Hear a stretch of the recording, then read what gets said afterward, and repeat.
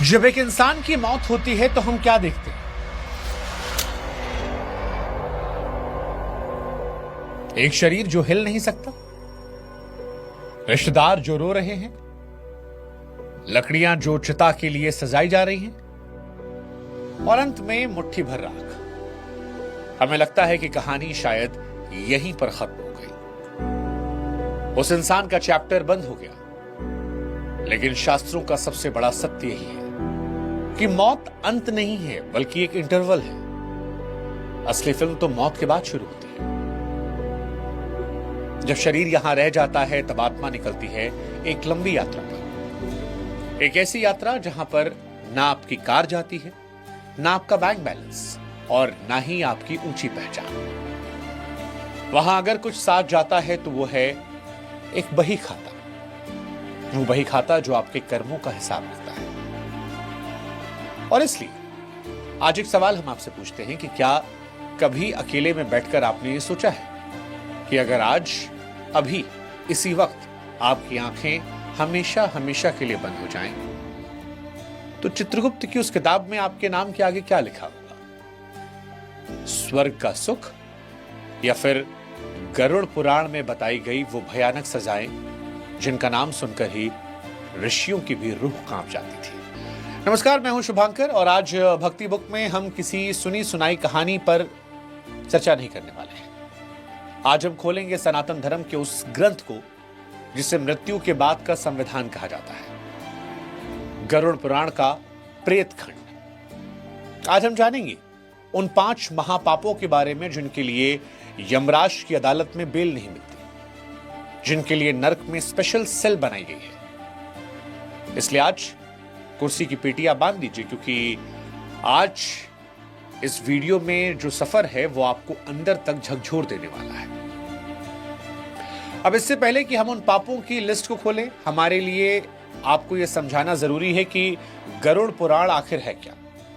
देखिए, यह भगवान विष्णु और उनके वाहन गरुड़ के बीच का एक संवाद है। जब गरुड़ जी ने भगवान से पूछा कि हे नारायण, मनुष्य पाप करता है, हंसता है, भूल जाता है, लेकिन मरने के बाद उसका क्या होता है?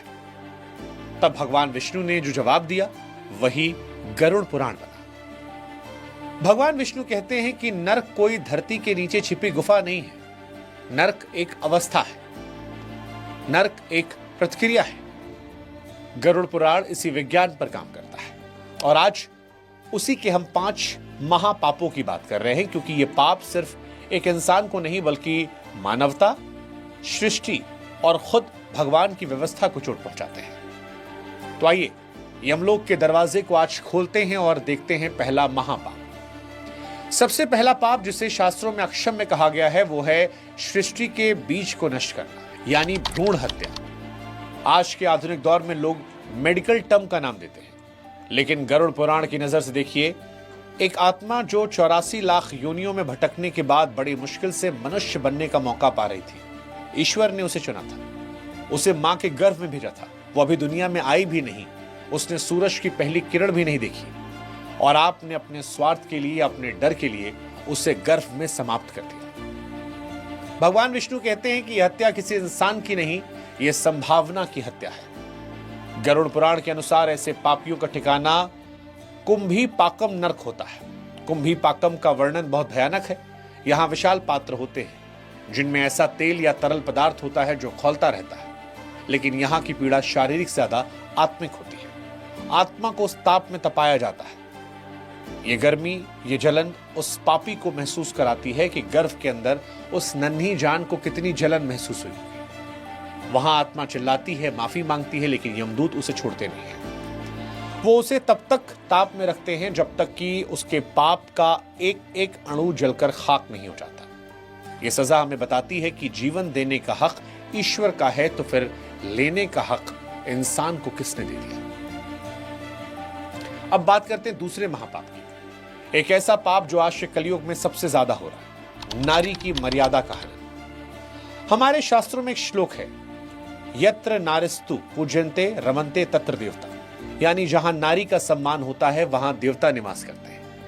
लेकिन जो मनुष्य काम वासना में अंधे होकर या अपनी ताकत के नशे में चूर होकर किसी स्त्री की अस्मत से खेलते हैं, जो बिना उनकी सहमति के उसे छूते हैं, प्रताड़ित करते हैं या मानसिक शारीरिक शोषण करते हैं, गरुड़ पुराण उसे भी महापाप मानता है। ऐसे पापियों के लिए तामसिक लोक का विधान है। तामसिक का अर्थ है घोर अंधकार। अब आप कल्पना कीजिए एक ऐसी जगह जहां रोशनी की एक किरण नहीं, सिर्फ अंधेरा है, डर है। गरुड़ पुराण कहता है कि ऐसे पापी को वहां लोहे के पाश में जकड़ दिया जाता है। वहां उसे लोहे के दहकते हुए आलिंगन मिलते हैं। यह सांकेतिक सजा है।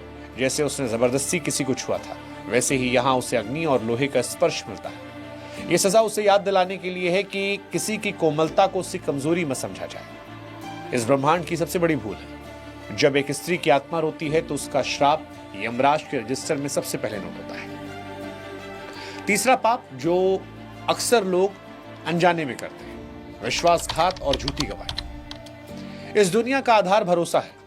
एक दोस्त दूसरे को अपना राज बताता है इस भरोसे पर कि वो दुनिया को नहीं बताएगा। लेकिन जब आप उस पवित्र भरोसे को तोड़ते हैं, जब आप अपने फायदे के लिए या थोड़े से पैसों के लिए कोर्ट में जाकर गीता पर हाथ रखकर झूठ बोलते हैं और किसी निर्दोष को फंसाते हैं, तो सिर्फ आप झूठ नहीं बोलते, आप धर्म की हत्या करते हैं। गरुड़ पुराण में इसे मित्रद्रोह कहा गया है, यानी दोस्त बनकर दुश्मन का काम करना। ऐसे लोगों का स्वागत महारौरव नरक में होता है। ये नाम ही डरावना है। रुरु का अर्थ होता है कि ऐसा जीव जो सांप से ज्यादा जहरीला और क्रूर। इस नरक में अग्नि नहीं जलती। यहाँ की जमीन पर बिच्छू, सांप और रुरु जैसे जीव रेंगते हैं। पापी आत्मा को इनके बीच छोड़ा जाता है। यहाँ सजा सिंबॉलिक है। सांप का काम है डसना और विश्वासघाती इंसान का काम भी है डसना। तो यमराज कहते हैं कि तुम्हें डसने की आदत थी ना, जाओ अब इनको सहो। हर बार वो जीव आत्मा को डसते हैं, उसे वही पीड़ा होती है जो उसके धोखे से उस निर्दोष इंसान को धरती पर हुई थी। चौथा पाप, अपनी जड़ों को जहर देना, यानी माता पिता और गुरु का तिरस्कार। इस धरती पर अगर कोई ऐसा है जो बिना किसी स्वार्थ के आपसे प्यार करता है तो वो आपके माता पिता है। लेकिन आज कलयुग का कड़वा सच देखिए, बेटे बड़े हो जाते हैं तो माँ बाप को बोझ लगने लगते हैं। बच्चे उन्हें वृद्धाश्रम छोड़ देते हैं, उनसे ऊंची आवाज में बात करते हैं। गरुड़ पुराण ये कहता है कि जो व्यक्ति अपने जीवित माता पिता को दुखी करता है, उसकी पूजा ईश्वर भी स्वीकार नहीं कर सकते। ऐसे कृतज्ञ लोगों के लिए कालसूत्र नरक बना है। कालसूत्र का वर्णन एक तपते हुए रेगिस्तान जैसा है। वहां न पेड़ है, न छाया, न पानी। ऊपर से आग बरसती है और नीचे तांबे जैसी तपती जमीन। पापी वहां प्यास से तड़पता है, पानी पानी चिल्लाता है, लेकिन उसे पानी की एक बूंद नहीं मिलती। जानते हैं क्यों? क्योंकि ये वही सूखापन है जो उसने अपने माता पिता के जीवन में दिया। जब वो बुढ़ापे में प्यार के दो बोल सुनने के लिए तरस रहे थे तो ये बेटा अपने काम में मस्त था, और जब यहां वो तड़प रहा है तो अब उसकी कोई सुनने वाला नहीं है। और पांचवा और आखिरी महापाप, अमानत हड़पना। मान लीजिए किसी ने मुसीबत के वक्त अपनी जमीन, अपने जेवर या फिर अपनी जिंदगी भरी कमाई आपके पास भरोसे पर रखी और आपने देखा कि वो कमजोर है, तो आपने वो संपत्ति हड़प ली। ये चोरी आम चोरी से बहुत बड़ी है, क्योंकि इसमें आपने विश्वास से कत्ल किया है। गरुड़ पुराण के धर्मकांड में स्पष्ट लिखा है कि पराई स्त्री और पराया धन, ये दो ऐसी चीजें हैं जो इंसान का कुल नाश कर देती हैं। ऐसे पापियों को अवीची नरक में भेजा जाता है। अवीची का अर्थ होता है जिसमें कोई तरंग ना हो, अंतहीन गहराई। यहाँ आत्मा को एक ऊंची पहाड़ी से नीचे खाई में फेंका जाता है। वो गिरती जाती है, लेकिन जमीन नहीं आती। ये गिरना प्रतीक है उसके चरित्र के गिरने का। वहां उसका शरीर पत्थरों से टकरा कर टूटता है, बिखरता है। उसे असहनीय दर्द होता है, लेकिन मौत नहीं आती। उसे तब तक शांति नहीं मिलती जब तक उसे हड़पे हुए धन का एक एक पैसा पीड़ा के रूप में वसूल नहीं आता। तो ये थे वो 5 महापाप और उनकी सजाएं। क्या इसे सुनकर आपको डर लगना चाहिए? अब सवाल यह है कि इंसान जानते हुए भी पाप क्यों करता है? इसका भी जवाब गरुड़ पुराण में है। जवाब है मोह और अहंकार। इंसान को इस बात का झूठा एहसास हो जाता है कि वो अमर है।